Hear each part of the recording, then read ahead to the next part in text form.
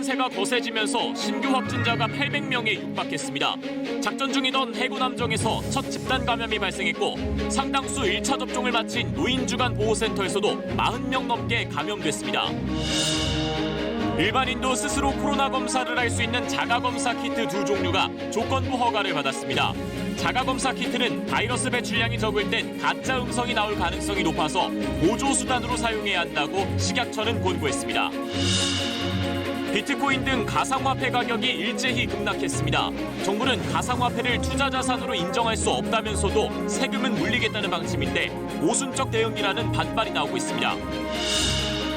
여권 내에서 종합부동산세 완화 등 세제 개편을 두고 논쟁이 거세지고 있습니다. 당 차원에서는 논란을 차단하고 있는 가운데 김부겸 국무총리 후보자는 원칙을 흔들어선 안 된다고 밝혔습니다.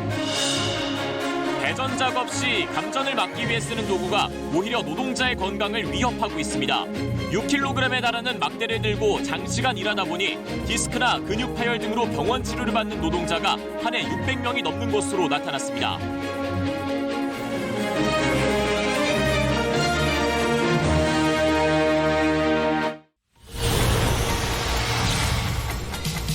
해군 상륙함에서 장병 33명이 코로나19 확진 판정을 받았습니다. 상선 간부 2명의 가족이 확진된 다른 함정에 대해서도 전수검사가 실시됐습니다. 식품의약품안전처가 코로나 자가검사 키트 2개 제품을 조건부로 허가했습니다. 개인이 직접 면봉을 코 속에 넣어 검체를 채취해 검사하는 방식인데 15분 정도면 결과를 확인할 수 있습니다.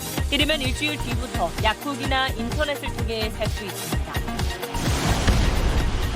비트코인 국내 거래 가격이 하루에 15% 급락하는 등 가상화폐 가격이 요동치고 있습니다.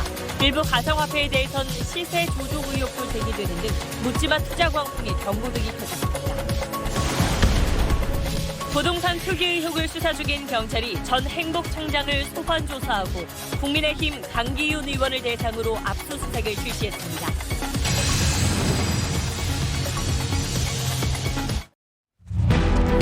코로나19 신규 확진자가 800명에 육박하며 105일 만에 최다를 기록했습니다.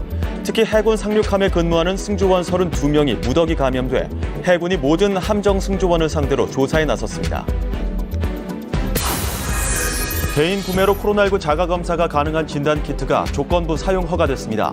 15분이면 결과를 알 수 있지만 기존 방식보다 정확도가 떨어져 보조수단으로만 쓰고 의심 증상이 있으면 반드시 선별진료소를 가야 합니다. 재보궐선거 패배 이후 종합부동산세 완화 여부 논란이 이어지는 데 대해 더불어민주당은 선을 긋고 특위에서 대책을 마련하기로 했습니다. 김부겸 총리 후보자는 부동산 시장에 혼란을 줄 수 있다며 신중해야 한다고 강조했고 대권 주자인 이재명 지사도 종부세 완화에 동의하지 않는다고 밝혔습니다. 경찰이 부동산 투기 의혹이 제기된 국회의원들 가운데 처음으로 국민의힘 강기윤 의원의 가족회사 등을 압수수색했습니다. 강 의원은 이 회사 명의로 땅을 매매해 시세 차익 30억 원을 챙겼습니다. 서울시가 재산을 가상화폐로 숨긴 고액 세금 체납자 670여 명의 계좌에서 가상화폐 251억 원어치를 압류했습니다. 가상화폐를 찾아내 압류한 건 전국 지방자치단체 중 처음입니다.